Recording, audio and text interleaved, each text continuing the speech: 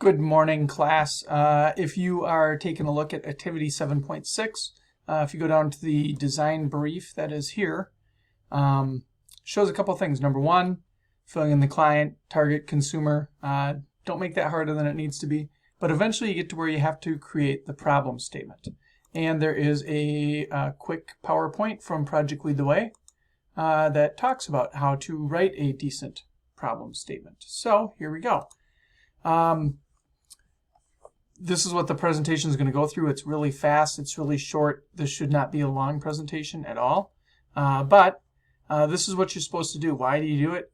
It focuses where you're going and gives you something to come back to at the end to let us know if we are being successful or not.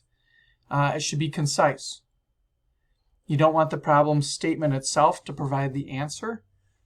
Basically, what the problem statement is going to do is answer the who, what, when, where, why, and how. So who has the problem? What is the exact problem? Where is the problem existing?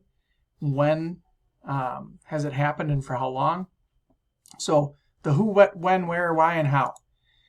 Here's an example of a really poorly written problem statement, and this is how they fixed it up.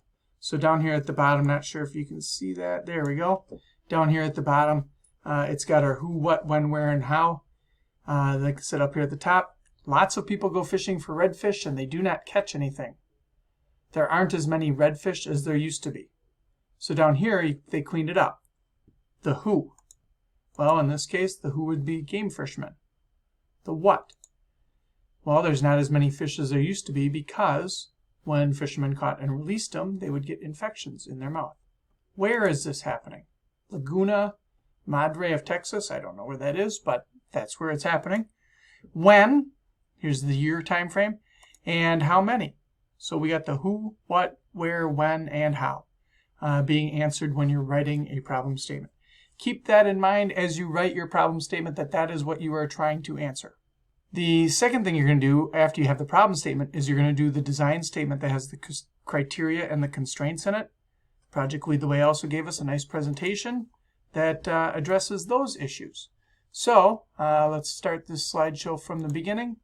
Here we go, the design criteria and constraints. So here's what this presentation is going to go through basically, is talk about these things. So I'm not going to spend a lot of time on that slide. What we're going to be doing is designing a pet restraining system to keep a dog safe. I'm not sure why they start here because they don't carry this all the way through the PowerPoint. Thanks, Project Lead the Way, for being consistent. But here we go. So, you know, like, what exactly are we trying to design here? Are we designing a harness that looks like this? Or maybe we got like a huge wall that's going to keep your dog in? You know, is it going to be a carrier like this? What exactly are we trying to design?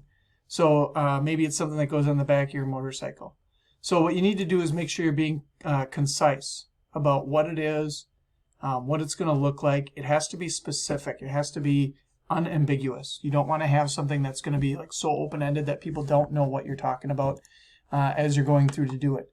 So these are some of the things that you're going to address when you're having your criteria in the problem statement, or not in the design brief. What is it designed to do? What are the size and shape? What materials is it going to be made out of? These are the things that the slideshow goes over for the rest of it. So like, for example, for performance, what exactly is it going to do? Well, if we're trying to design a forklift for a warehouse, how is it going to be powered? Can you have it powered by gasoline if you're inside of a building? Because that's going to release poisonous gases inside the building and then all the people are going to die. So how are you going to power your forklift? How fast is it going to go? What does the forklift need to lift? What's the maximum load? So when you are specifically addressing items related to performance, you have to be specific about it, okay? What about the shape of it and the size? Include dimensions. Include what you think it's going to weigh. If it's a design brief, maybe you don't know exactly what those things are going to be, but include as much information on that as possible. Remember our visual matrix? What's it look like? Are you adding color for effect? What are you doing with the colors? Is the color going to draw your eyes to a certain area? Is it going to be smooth? Is it going to be rough? All those things in designs have specific purposes. So be specific. And that's what you're going to see is throughout the entire presentation here. All of the examples they give you are about, this can't be general. You have to be specific when you're writing your constraints. So what are the materials going to be made out of? Are there any safety or legal issues? If it's designed for kids, what are you going to do to make sure kids aren't eating like a screw or something if a screw falls out? What are you going to do to make sure they don't eat the batteries if there's batteries in your device? So you have to be specific on those things. Ergonomics means, is it comfortable? When you are using the product, is it going to work the way it should? Is the mouse comfortable in your hand? Is a pencil sharpener easy to use? So ergonomics are things about like how does it function when somebody's actually using it? Is it comfortable? Is it going to make you have bad posture? Those types of things. The operating environment, where is this going to be? Where are you going to be using it? So these are all things that go into that criteria part of it. When we're talking about this design brief, these are the things that are going to be, what are the things that are going into your criteria? Exactly what does it have to do? Going back to the presentation, life cycle. How long are you going to expect the product to last? How long is this going to be around? Is it something that's going to outdate itself, like an iPhone? After a few years, your iPhone becomes basically obsolete, and you have to get a new one. So what's the life cycle of your product? What is it going to be? What maintenance is going to be planned? What are you going to have to account for maintenance on it? Again, the more specific you are in your design brief, when you're doing the criteria and constraints, the better off you're going to be. For constraints, what resources are available? What's the budget? What's the time? What's the energy? What are you gonna go through and use for this?